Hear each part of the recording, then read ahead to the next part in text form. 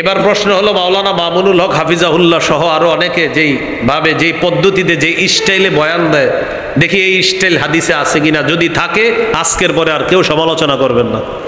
আলেমদের বিরুদ্ধে, মুনাফিকের বিরুদ্ধে সতর্ক বার্তা হিসাবে কঠোর ভাষা প্রয়োগ করা কোরআনেও পাওয়া যায়, হাদিসেও পাওয়া যায়। এই যে হযরত মাওলানা মুফতি হাসান জামিল সাহেব হুজুর শেষের দিকে ভাষণ দিলেন না, করা। আপনারা আজকে আমার বয়ানের পরে আল্লাহ জানে যাওয়ার সময় হয়তো বলে ফেলতেন, আচ্ছা আপনি না বললেন নরম ভাষায় দাওয়াত দিতে, হুজুর গরম হইল কেন? বুঝতে পারেন?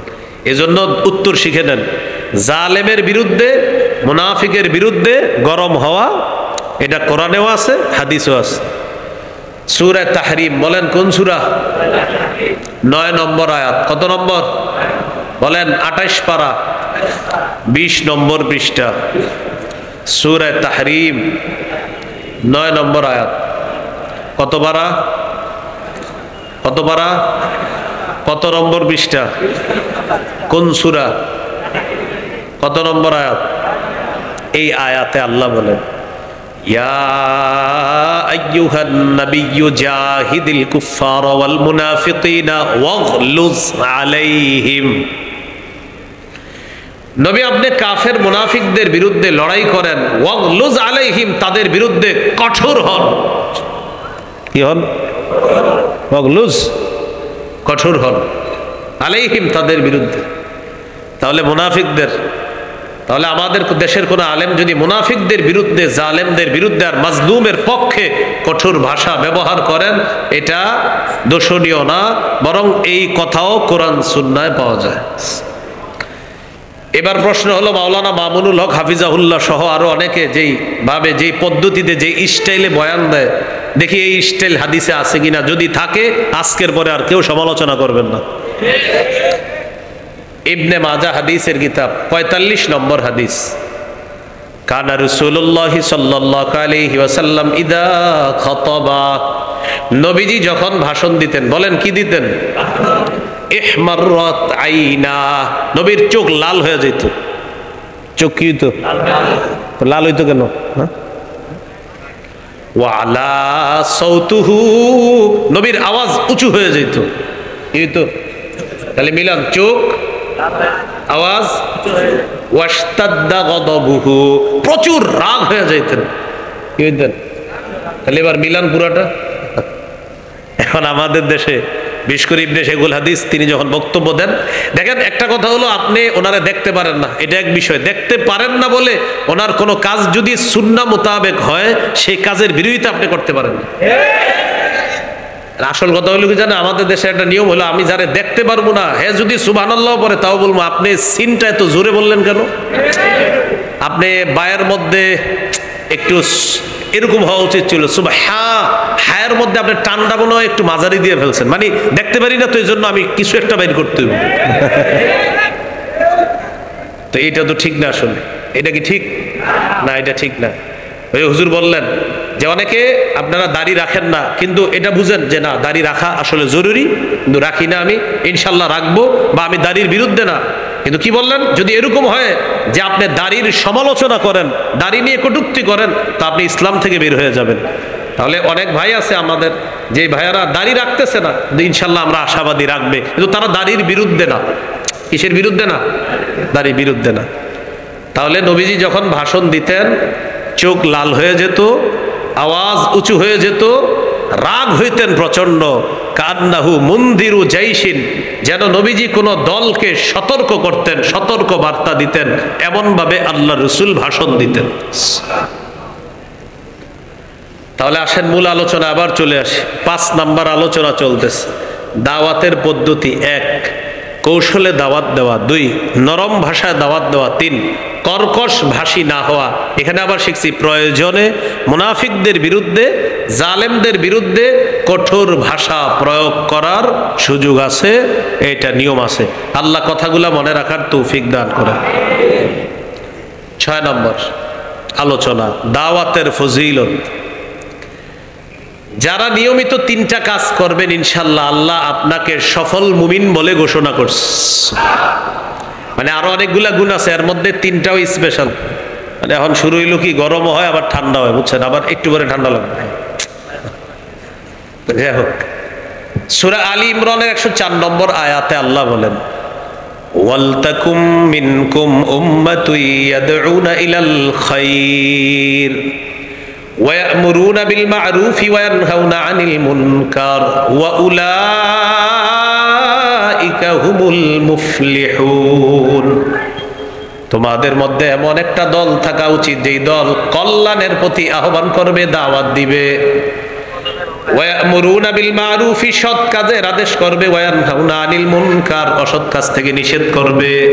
কল্যাণের প্রতি দাওয়াত দিবে, সৎ কাজের আদেশ করবে, অসৎ কাজ থেকে নিষেধ করবে। আল্লাহ বলেন, ওয়া উলাইকা হুমুল মুফলিহুন, তারাই সফল, আমি আল্লাহ কোরআনে ঘোষণা করলাম।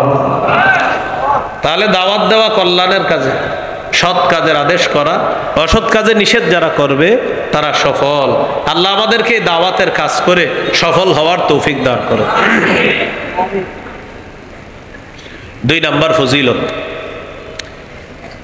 যারা দাওয়াতের কাজ করে তাদের এই দাওয়াতের আহ্বানটা, দাওয়াত, ভাই আল্লাহর পথে চলেন, এই কথাটা পৃথিবীর সর্বশ্রেষ্ঠ কথা। সুবহানাল্লাহ, এই কথার চেয়ে দামি কথা আর নাই। সূরা হামিম আস-সাজদা 33 নম্বর আয়াত, এই আয়াতে আল্লাহ বলেন, ওয়ামান আহসানু কাওলাম মিম্মান দাআ ইলাল্লাহ, ওই ব্যক্তির চেয়ে উত্তম কথা আর কার কথা হতে পারে যে মানুষকে আল্লাহর পথে আহ্বান করে।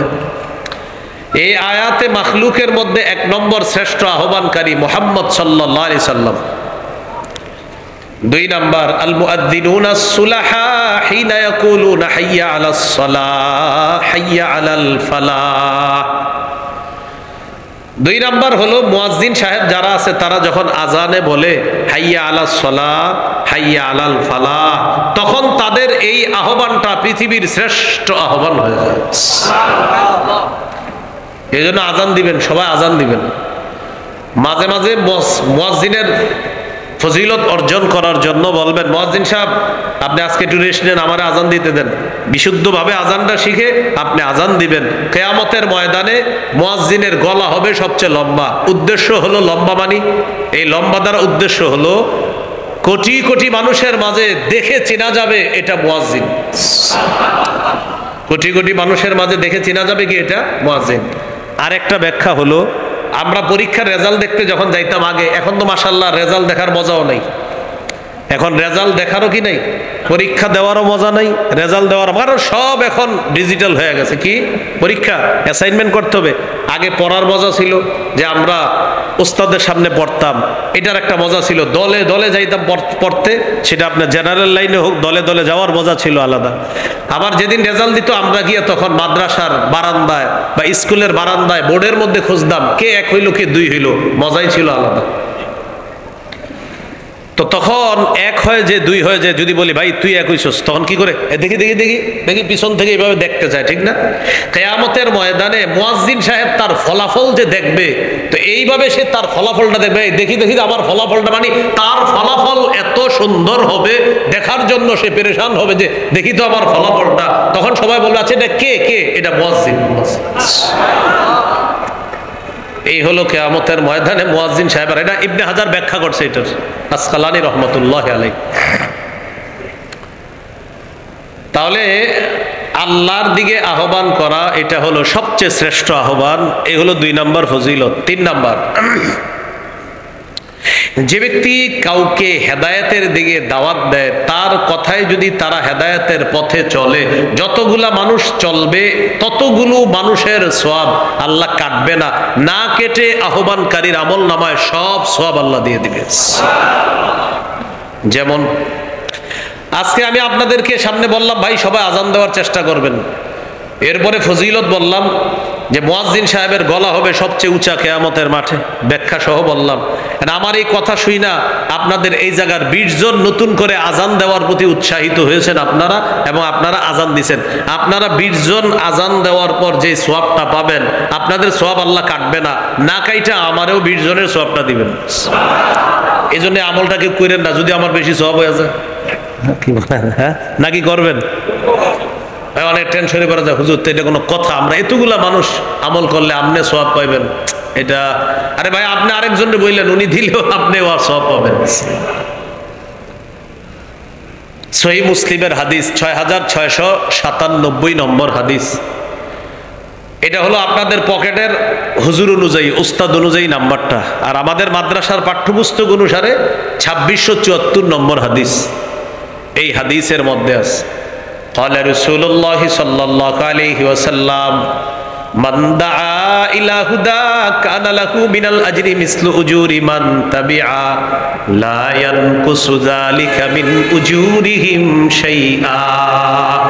যে ব্যক্তি কাউকে হেদায়েতের দিকে আহ্বান করে, তার আমল নামায় যত মানুষ তার এই কথা শুনবে, এই পরিমাণ মানুষের প্রতিদান আল্লাহ আহ্বানকারীকে দিয়ে দিবেন। তাদের প্রতিদান না কেটে সমপরিমাণ প্রতিদান আহ্বানকারীর আমল নামায় আল্লাহ দিয়ে দিবেন। আহা, পরে কি বলে দেখেন, ওমান দাআ ইলা দালালা কানা আলাইহি মিনাল ইসমি মিসলু আসামি মান তাবিআ। কেউ যদি কাউকে পথভ্রষ্টতার দিকে আহ্বান করে, যতজন মানুষ পথভ্রষ্ট হবে ওই মানুষগুলার গুনাহ তো হবে, ওই পরিমাণ গুনাহ আপনিও পাবেন। এখন চিন্তা করেন, যারা সিনেমা হল বানায়, হ্যাঁ, বা কোনো গুনাহের সূচনা করে, বড় বড় গুনাহের সূচনা করে দিছে, বাস এই গুনাহ মানে তার ইনভেস্ট হলো গুনাহ, মানে আপনারা গুনাহ করবেন, এটা হলো তার টাকা কামাই, মানে গুনাহ কইরা টাকা কামাই করা। আর হজে যায় প্রতি বছর, আর বলে এটা আমার 44তম হজ, এটা আমার 43তম, এটা আমার 32তম। 32 না, আপনি 32,000তম করেন। আবিষ্কার করছে কিসের? গুনাহ, পাপের।